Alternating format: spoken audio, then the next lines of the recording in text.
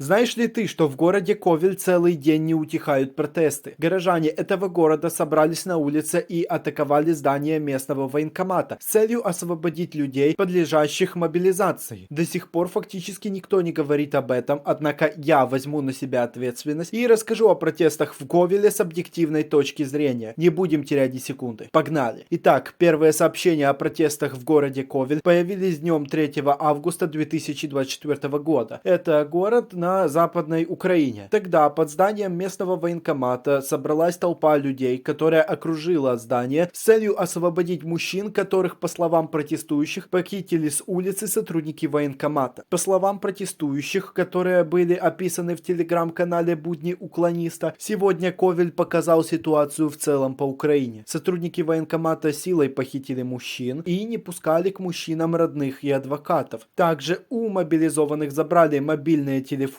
и силой заставляли подписать военный контракт, если верить словам протестующих. Мужчин готовили отправить на военный полигон, и в связи с этим родные этих мужчин устроили бунт под зданием военкомата, и некоторых мужчин даже выпустили. Поговаривают, что на место происшествия выехали не только работники полиции, а и целый спецназ, который находился в городе Луцк. Тема о протестах в городе Ковель максимально окутана туманом, а власти Украины переживают, что подобные протесты могут перекинуться и на другие регионы. По состоянию на 4 августа в 0 часов 20 минут по киевскому времени протесты не утихали, и даже существует угроза штурма протестующими здания военкомата. По данным телеграм-канала «Легитимный», Ковельский демарш может стать катализатором волны протестов по Украине. Этого боится офис президента Украины, и потому эта тема пока, по мнению телеграм-канала «Легитимный», скрывается. Все новости молчат, а также власть Украины сейчас подключает своих силовиков, а также ручных активистов, которые начнут, по мнению телеграм-канала «Легитимный», запугивать людей. Люди просто хотят жить и устали быть разменной монетой в большой игре политиков и корпораций, по мнению телеграм-канала «Легитимный». Власть Украины понимает, что если начнутся протесты, то им может наступить конец, а значит придется устраивать репрессионные мероприятия. Источник телеграм-канала «Легитимный» сообщает, что президент Украины Зеленский в курсе протестов, но на данный момент молчит. Конец цитаты. В целом ситуация в Ковеле неопределенная, однако мы прекрасно видим причины данного протеста, которые заключаются в том, что у власти Украины и ее народа существуют противоречия на различные темы. Украинская власть считает, что защищать страну – это обязанность каждого гражданина Украины, вне зависимости от того, хочет он этого или не хочет. В украинской армии наблюдается острая нехватка солдат, и потому военкоматам Украины был отдан негласный приказ об усилении мобилизации. Народ же Украины во многом устал от украинско-российского военного конфликта, который длится больше 2 лет, и огромная часть населения Украины желает мирных переговоров с Россией, что показали, между прочим, недавние опросы. Также украинский народ фактически утратил доверие к официальным источникам информации в Украине. Телевизор в этой стране смотрит от силы 20% населения, а официальные новости от властей, которые называются единым марафоном, лишь 10% украинцев назвали надежными. Именно потому украинский народ начинает смотреть альтернативные источники информации, которые говорят более объективную информацию, по их мнению, чем украинский телевизор. В основном это различные телеграм-каналы или интернет-страницы. В альтернативных источниках информации можно часто найти фотографии и видео, где сотрудники украинского военкомата проводят мобилизацию жесткими методами. Люди доверяют тому, что видят в альтернативных источниках информации, и потому протесты в Ковеле стали последствием того, что люди перестают доверять официальным источникам информации в Украине. Если украинская власть хочет стабилизировать ситуацию в собственной стране, то в первую очередь ей нужно поработать над тем, чтобы народ стал снова доверять официальным источникам информации в Украине. Украинская власть может смело рассказать народу о том, что такое мобилизация и почему она необходима по ее мнению. Украинская власть может признать тот факт, что в армии наблюдается нехватка людских резервов, а русские войска увеличили свою численность и угрожают разрушить линию фронта. Украинская власть может призвать людей не поддаваться различным провокациям и не выходить на протесты, как в Ковеле, ибо ситуация настолько вышла из-под контроля, что ходят слухи о том, что военкомат города Ковель удерживает даже 18-летних парней, которые по закону не подлежат призыву и по сути являются детьми. Пока я делал это видео, на телеграм-канале «Будни уклониста» поступили поступила новая информация о том, что причиной протестов в Ковеле стало то, что двух парней, которые ехали на машине, задержали работники военкомата на шацком блокпосту. Именно потому, узнав это, жители города Ковель пришли в ярость и отправились протестовать под здание военкомата. Стало известно о том, что все условия протестующих были выполнены, и парней выпустили на свободу с создания военкомата. Я надеюсь, мой дорогой зритель, ты поймешь меня и не будешь осуждать за мои формулировки. Возможно, я единственный на ютубе, кто сможет максимально объективно рассказать о ситуации в Ковеле. Кстати, 5 августа на моем канале выйдет видео о том, как проходит мобилизация в Украине и что произойдет с украинцем, если его схватят сотрудники военкомата. А потому подпишись на канал, чтобы быть в курсе выхода этого видео. Протесты в Ковеле показывают усталость определенной части украинского населения от боевых действий. Одни люди видят в этих событиях начало масштабных беспорядков в Украине, а другие считают, что данный протест является провокацией, которая стала результатом недоверия людей к официальным источникам информации. Вне зависимости от того, какую точку зрения имеешь ты и поддерживаешь ли ты протест в Ковеле или нет, я надеюсь, что ты узнал больше информации при просмотре этого ролика. Спасибо, что досмотрел до конца, и до новых встреч!